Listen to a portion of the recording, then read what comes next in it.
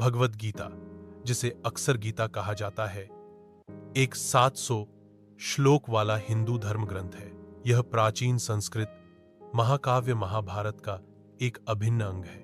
गीता ज्ञान और कर्तव्य के महत्व पर जोर देती है। युद्ध के मैदान में अर्जुन अपने परिजनों और गुरुओं के खिलाफ लड़ने के विचार से व्याकुल हो जाते हैं। उनका मन कर्तव्य और नैतिकता के बीच संघर्ष से भर जाता है। अर्जुन के चेहरे पर चिंता की लकीरें स्पष्ट रूप से दिखाई देती हैं, जो उनके गहरे दुख और नैतिक दुविधा को दर्शाती हैं। भगवान कृष्ण अर्जुन के सारथी के रूप में जीवन के उद्देश्य और कर्तव्य के बारे में मार्गदर्शन करते हैं। कर्म योग, भक्ति योग और ज्ञान योग जीवन के 3 महत्वपूर्ण मार्ग हैं, जो कर्तव्य, भक्ति और ज्ञान पर आधारित हैं।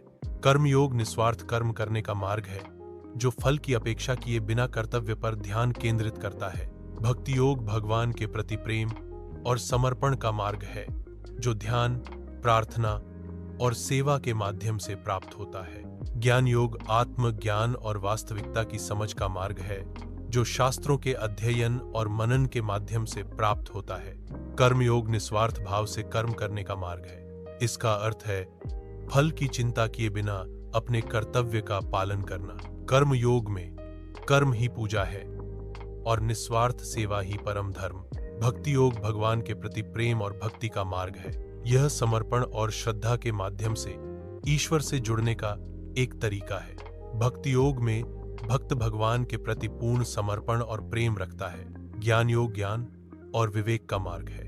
यह आत्म साक्षात्कार और सत्य की खोज पर केंद्रित है। ज्ञान योग के माध्यम से व्यक्ति अपने सच्चे स्वरूप को समझता है। आत्मा न तो जन्म लेती है और न ही मरती है, यह शाश्वत है। आत्मा शरीर से अलग है और मृत्यु के बाद भी अस्तित्व में रहती है। आत्मा परिवर्तनशील है। जैसे एक व्यक्ति बचपन से बुढ़ापे तक बदलता है, लेकिन फिर भी वही रहता है। मृत्यु एक वस्त्र बदलने के समान है। आत्मा एक शरीर को त्याग कर दूसरे को धारण करती है। धर्म का अर्थ है कर्तव्य और नैतिक आचरण। कृष्ण अर्जुन को अपने धर्म का पालन करने और युद्ध में लड़ने के लिए प्रोत्साहित करते हैं। धर्म का पालन करना व्यक्ति को सही मार्ग पर ले जाता है।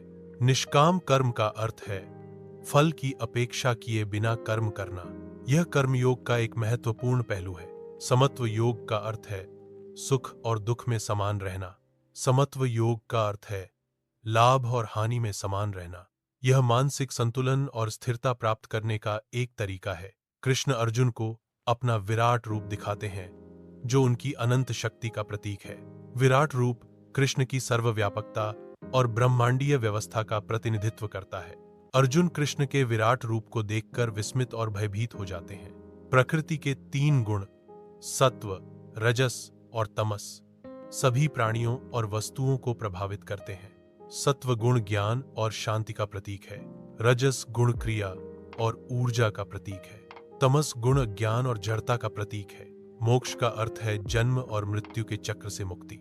यह ज्ञान, भक्ति और कर्म के माध्यम से प्राप्त किया जा सकता है। ज्ञान, भक्ति और कर्म तीनों मिलकर मोक्ष प्राप्ति का मार्ग प्रशस्त करते हैं। कृष्ण के उपदेशों को सुनने के बाद अर्जुन का भ्रम दूर हो जाता है। अर्जुन को ज्ञान प्राप्त होता है, जिससे उन्हें सत्य का बोध होता है। ज्ञान प्राप्ति के बाद अर्जुन युद्ध में लड़ने के लिए तैयार हो जाते हैं। गीता का संदेश है कि हमें अपने कर्तव्य का पालन करना चाहिए, निस्वार्थ भाव से कर्म करना चाहिए, फल की चिंता किए बिना। भगवान के प्रति भक्ति रखनी चाहिए, जो सभी कर्मों का स्रोत है। कर्म के नियम के अनुसार हर क्रिया का एक परिणाम होता है। अच्छे कर्म अच्छे परिणाम लाते हैं और बुरे कर्म बुरे परिणाम।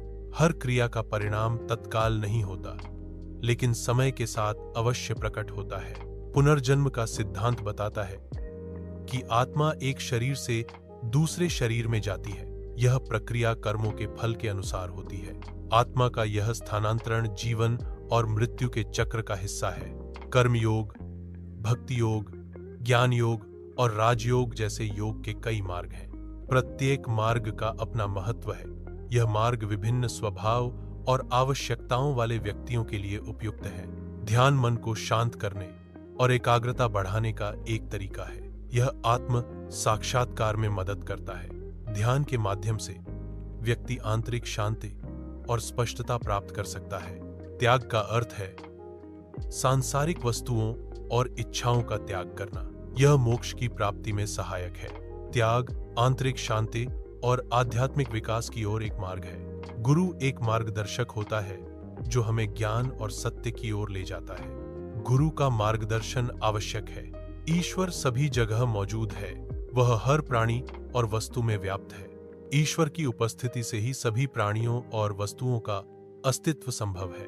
गीता का अध्ययन जीवन के उद्देश्य और अर्थ को समझने में सहायक है। यह हमें जीवन में सही मार्ग पर चलने के लिए प्रेरित करता है। गीता के ज्ञान से आत्म साक्षात्कार और शांति प्राप्त होती है। गीता के उपदेशों का पालन करके हम एक सार्थक और खुशहाल जीवन जी सकते हैं। गीता के उपदेश हमें सही मार्ग दिखाते हैं और जीवन की चुनौतियों का सामना करने में मदद करते हैं। गीता के उपदेशों में निहित ज्ञान हमें शांति और संतोष की अनुभूति कराता है। गीता का सार है कि हमें अपने कर्तव्य का पालन करना चाहिए, निस्वार्थ भाव से कर्म करना चाहिए, बिना किसी फल की अपेक्षा के भगवान के प्रति भक्ति रखनी चाहिए। यही जीवन का सच्चा मार्ग है।